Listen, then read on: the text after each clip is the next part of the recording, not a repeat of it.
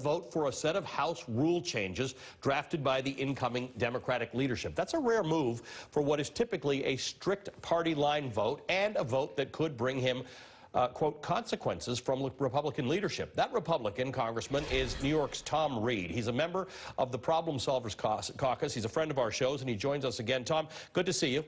Great to be with you. Talk to me about this. This will be a historic vote. What compelled you to decide to support the new rules as drafted by Democrats, and what consequences do you think you might face for that? Well, you know, over a year ago, we in the Problem Solvers Caucus, which is that bipartisan group of Democrat and Republican members that are committed to breaking the gridlock of Washington, D.C., negotiated some rule reforms to empower members, to get the power out of the Speaker's office, back to members, to be a voice for the people. And with Nancy Pelosi, our Democratic colleagues in the Problem Solvers Caucus were successful in getting some of those reforms done. And I think not only from a substantive position we should be supporting these rules, I'm going to support them also to show good faith to the new leadership that we want to work together to solve the problems for America. All right, you talk about wanting to come together, to reach across the aisle. You and I have talked about this many times. But this shutdown, you know, did have bipartisan support. The bill to keep the government going, the continuing resolution, did have bipartisan support. The president didn't want to compromise on that, and we're stuck with a shutdown. So how do you reconcile those two things? You are 12 days, 13 hours, and 42 minutes into a shutdown. Well, I think where we have to go is we have to get away from this extremism, this partisanship, where folks are now focused on a word, a symbol, a wall, quote unquote. And when we should be focusing on what is best for America, what about border security can we agree upon? And I will tell you, if you really are sincere, the border security is going to include in parts a wall, a fence, other structures, but it's much deeper than that. And that's where I think a compromise position will emerge as we go forward with the negotiations. Tell me how that happens, because 12 days in, where does the compromise position come from? Obviously, Democrats in the House will pass a continuing resolution, probably for a month, and then at the end it's going to go to the president. How do you see this happening? Well, you see, that type of resolution is not going to make its way through the Senate and get onto the president's desk. So I think the reality of being divided government will sink in over the short term here, over the weekend, and people will recognize we need to govern for the people back home. Because, look, you have 2 deaths with children at the border. Also, a law enforcement officer was killed in the line of duty because of our broken immigration system. We should be able to recognize those horrific situations and build a successful outcome of fixing the border, fixing our immigration policy. But I think, Tom, I think most people do, right? I think our polling indicates most Americans recognize that there is work to be done to fix immigration. Most Democrats do. Most Republicans do. So we're in a weird situation where, you know, it's kind of like health care, or it's kind of like, you know, gun control measures. These are things that have broad support in the population, but it's when it gets to Washington it can't get done.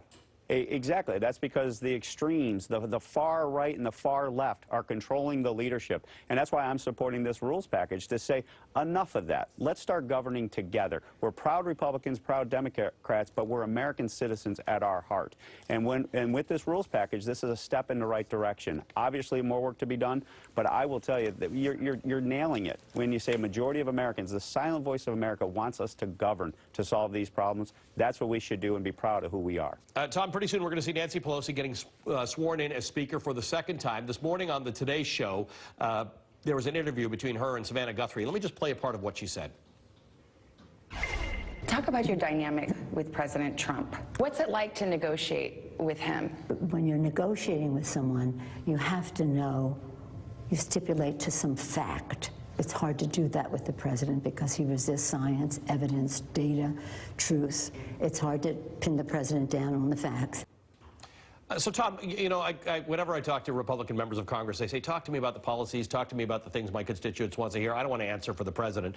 But on this particular issue, it has become an issue. 2 years in, it is hard for legislators who have promises to their own constituents to get things done, because the president does get a little bit hard to pin down on facts. Well, when you're negotiating, obviously negotiations are going to begin, and there's going to be parameters to those negotiations. But, you know, I think the president, especially on immigration, has sent a signal. He wants to agree on border security. He wants to solve this problem. And the fact is we all agree The border is broken. Immigration policy is broken. If we can assume that we agree that that is the factual situation, which it is, then why don't we build off of that and put the past in the past and move forward for the American people? All right, I want to talk to you about one of the things that came up a lot in the election, the midterm elections, is health care. That was, poll after poll showed it to be the most important topic out there for Americans. You voted to repeal the Affordable Care Act. Nancy Pelosi was the speaker when the Affordable Care Act was passed. What does it look like for health care? That's what I think a lot of Americans are concerned about. What does it look like for health care in the next year or so? I think the common ground that we can identify in healthcare is getting the issue of healthcare cost under control, or at least going in the downward trajectory. And when you talk about healthcare, a lot of folks mix it with health insurance, and a lot of the Affordable Care Act dealt with health insurance reform. But maybe if we could focus on healthcare in the issue of cost, we can find that common ground to bring people together. Don't you think, though, the experiment... That's where I think we're going to end up. The experience of most of the developed world is that the costs are managed when you have a larger pool, right? When you've got everybody covered and you're getting everybody seeking the health care they need, as opposed to emergency health care or things like that. When you're focusing on the health insurance market, yeah, that's absolutely true. But what we need to focus on are healthcare costs and having reimbursement policies that reward efficiency and quality to make sure that end-of-life treatment is ingrained in our healthcare, so that you protect not only the quality of life but also those healthcare dollars that are going out the door those last 6 months. There are compromise positions that you can agree upon in healthcare that drive healthcare costs down. Then you'll have a corresponding reduction in health insurance costs, because they're two different markets. I mean, I think you and I could, and lots of people could. Do you have some plan that you can see this moving forward in the next Congress? Because I think Americans are going to be very frustrated if in this next Congress, come the 2020 election, nobody's moved forward at all.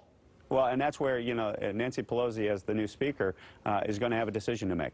Do you want to engage in politics? Do you want to just engage in the extremism on the hard left? Or do you want to actually address some of these issues? And drug pricing, I think, keep an eye on drug pricing policy. I think that is something where we can find some common ground and at least get drug costs going down in America for the future. And do you think that is the kind of thing you and the problem solvers can work with Nancy Pelosi? Can Republicans and Democrats work together in this Congress moving forward to get things done on drug pricing, like you did with prison reform? Totally agree. I think, yes, not speaking for the caucus per se, because we haven't gone through our process, but this is the type of issue that we are united as Democrats and Republicans say we can agree and find common ground here. So drug pricing, to me, is the natural one to lead with, and it's an issue that we all well know, and we all know that Americans are suffering from increased drug prices, so it's time to come together, and this is the type of issue where we will find some common ground. This one's a tricky one. Nancy Pelosi also said this morning to Savannah Guthrie that she believes a president who has committed a crime can be indicted while in office, or at least she says it's open for discussion. What's your take on that? Well, I'll let the legal scholars make that determination. I don't see an indictment coming down here for the president based on what I know and what I've been briefed upon, but who knows what the future will hold. But the bottom line is, if you want to focus on impeachment or indicting the president, that's not going to bring people together. What I think will bring people together is what is a problem that the American people are facing, like drug prices, like our broken border, like our broken immigration policy. And if you can focus on those areas, now you're bringing people together and not dividing people. Tom, I look forward to talking to you a lot more in this next Congress. Thank you for always making yourself available for these important discussions. I appreciate it. It's good to be with you. Congressman Tom Reed of New York. All right, NBC News Capitol Hill correspondent Garrett Hake joins us live now. Do we yet have news on